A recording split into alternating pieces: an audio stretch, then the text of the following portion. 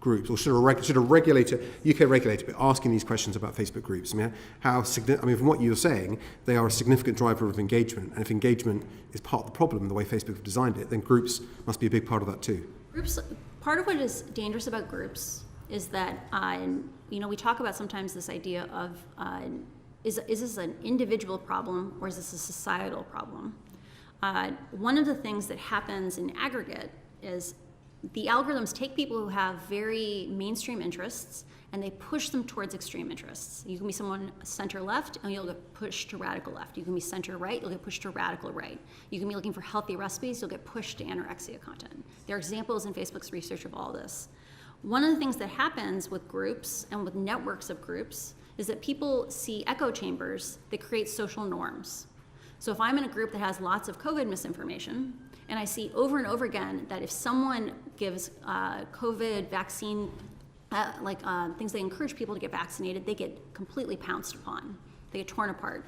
I learn that certain ideas are acceptable and unacceptable. When that context is around hate, now you see a normalization of hate, a normalization of dehumanizing others, and that's what leads to violent incidents. I mean, many people would say that groups, particularly large groups, and some of these groups have hundreds of thousands of members in them. Yes. Yeah, millions. They should be much easier for the platform to moderate because people are gathering in a common place. I strongly recommend that above a certain size group, they should be required to provide their own moderators and moderate every post. This would naturally, in a content agnostic way, regulate the impact of those large groups. Because if that group is actually valuable enough, they will have no trouble recruiting volunteers. But if that group is just an amplification point, like we see foreign information operations using groups like this and virality hacking, that's the practice of borrowing viral content from other places to build a group. We see these places as being, if you want to launch an advertising campaign with misinformation in it, we at least have a credit card to track you back. If you want to start a group and invite 1,000 people every day, like the limit is I think 2,200 people you can invite every day, you can build out that group and your content will land in their newsfeed for a month, and if they engage with any of it, it'll be considered a follow. And so things like that make them very, very dangerous, and they drive outsized impact on the platform. I mean, from what you say, if a bad actor or agency wanted to influence what a group of people on Yes. Facebook would see, you'd probably set up Facebook groups to do that more than you would Facebook pages and run advertising. And that is definitely a strategy that's currently used by information operations. Another one that's used, which I think is quite dangerous, is you can create a new account and within 5 minutes go post into a 1 million person group, right? There's no accountability, there's no trace, right? You can find a group to target any interest you want to. Very, very fine grained. Even if you removed micro-targeting from ads, people would micro-target via groups. And again, I mean, what do you think the company's strategy is for dealing with this? Because again, there were changes made to Facebook groups, I think in 2017, 2018, to create more of a community experience, I think Mark Zuckerberg said, which was good for engagement. But it would seem similar to changes to the way newsfeed works in terms of the content that it prefers and favors. These are reforms the company have put in place that have been good for engagement, but have been terrible for harm. I think there's we need to move away from having binary choices. There's a huge continuum of options that exist. Coming in and saying, hey, groups that are under 1,000 people are wonderful. They create community, they create solidarity, they help with people with connection. If you get above a certain size, maybe 10,000 people, like you need to start moderating that group because that alone, that naturally rate limits it. And the thing that we need to think about is where do we add selective friction to these systems so that they are safe in every language. You don't need the AIs to find the bad content. In your experience, is Facebook testing its systems all the time? Does Facebook experiment with the way its systems work around how you can increase engagement? And obviously, in terms of content on the newsfeed, we know it experimented around the election time around the sort of news that should be favored. So how does Facebook work in experimenting with its tools? Facebook is continuously running many experiments in parallel on little slices of the data that they have.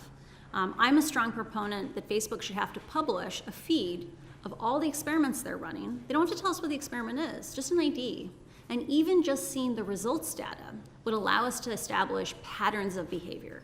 Because the real thing we're seeing here is Facebook accepting little tiny additions of harm, like when they weigh off how much harm is worth how much growth for us, Right now, we can't benchmark and say, oh, you're running all these experiments. Are you acting in the public good? But if we had that data, we could see patterns of behavior and see whether or not trends are occurring. You worked in the civic integrity team at Facebook. So if you saw something that was concerning you, who would you report to? This is a huge weak spot.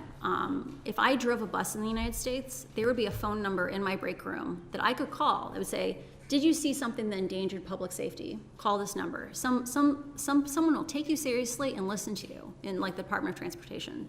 When I worked on counter-espionage, I saw things where I was concerned about national security, and I had no idea how to escalate those because I didn't have faith in my chain of command at that point. Like they had dissolved civic integrity. I didn't see that they would take that seriously, and we were told just to accept under-resourcing. But I mean, in theory, you would report to your line manager, and would it be then up to them whether they chose to escalate that? And I flagged repeatedly when I worked on civic integrity that I felt that critical teams were understaffed, and I was told at Facebook we accomplish unimaginable things with far fewer resources than anyone would think possible. There is a culture that lionizes kind of a startup ethic that is, in my opinion, irresponsible, right? The idea that, you know, the person who can figure out how to move the metric by cutting the most corners is good. And the reality is, it doesn't matter if Facebook is spending $14 billion on safety a year. If they should be spending $25 billion or $35 billion, that's the real question. And right now, there's no incentives internally that if you make noise saying we need more help, like you will not get rallied around for help because everyone is underwater. In many organisations that ultimately fail, I think that sort of culture exists. There's a culture where there's no external audit and people within inside the organisation don't share problems with the people at the top. What do you think people like Mark Zuckerberg know about these things? I think it's important that all facts are viewed through a lens of interpretation. And there is a pattern across a lot of the people who run the company or senior leaders, which is this may be the only job they've ever had. Right, like Mark came in when he was 19, and he's still the CEO. There's a lot of other people who are VPs or directors who this is the only job they've ever had. And so there is a lack of, the people who have been promoted were the people who, could focus on the goals they were given, and not necessarily the ones that asked questions around public safety. And I think there's a real thing that people are exposed to data, and then they say, look at all the good we're doing. Like, yes, that's true, but like we didn't invent hate, we didn't invent ethnic violence, and that's not the question. The question is, what is Facebook doing to amplify or expand hate? What is it doing to amplify or expand ethnic violence? You're right, I mean, Facebook didn't invent hate, but do you think it's making hate worse? Unquestionably, it's making hate worse. Thank you. Joining us remotely, Jim Knight. Thank you very much, Chair, and thank you, Frances, for coming and talking to us. First of all, just on some of that last fascinating discussion that you were having, you talked about if you were calling out for help, you wouldn't necessarily get the resource. Would the same be true if you were working in PR or legal within Facebook? I have never worked in PR or communications, so I'm not sure. I do know that there is. I was shocked to hear recently that Facebook wants to double down on the metaverse, and that they're going to hire 10,000 engineers in Europe to work on the metaverse. Because I was like, wow, do you know what we could have done with safety if we'd had 10,000 more engineers? It would have been amazing. I think there is a view inside the company that safety is a cost center. It's not a growth center, which I think is very short term in thinking. Because Facebook's own research has shown that when people have worse integrity experiences on the site, they are less likely to retain. I think regulation could actually be good for Facebook's long-term success, because it would force Facebook back into a place where it was more pleasant to be on Facebook, and that could be good for the long-term growth of the company. Thank you. And then let me go back also to the discussion about Facebook groups.